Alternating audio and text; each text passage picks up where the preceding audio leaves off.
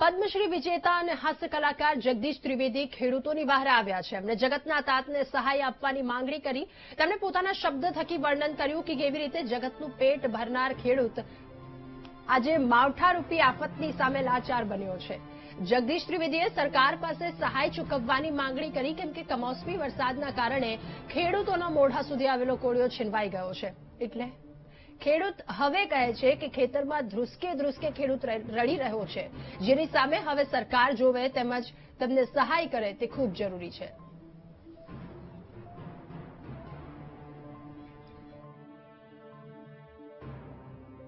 ગુજરાતમાં અત્યારે વરસાદને કારણે લીલા લહેર નહીં પણ કાળો કેર થયો છે।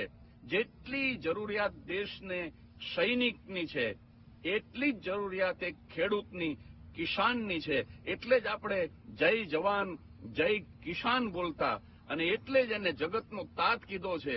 કારણ કે એ દાણા ઉગાડે છે તો આપણે સાહેબ પેટ ભરીને જમી શકીએ છીએ। આપણે વેચાતું લઈએ છીએ એમ ન કહેતા, કારણ કે સાહેબ આપણી તાકાત નથી કે આપણે ખેતી કરી અને દાણા ઉગાડી શકીએ, અને એટલે જે જગતનો તાત છે।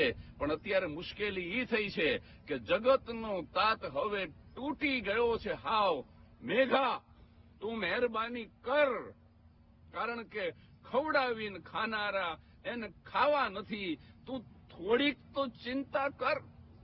તને અમે બાપ કીધો છે મેઘરાજા, અને તું આ જગતના તાતને મારવા બેઠો છું। હવે ખેતરોની અંદર ડુંડા નથી પણ દુષ્કા છે, હવે દાણા નથી પણ રોણા છે।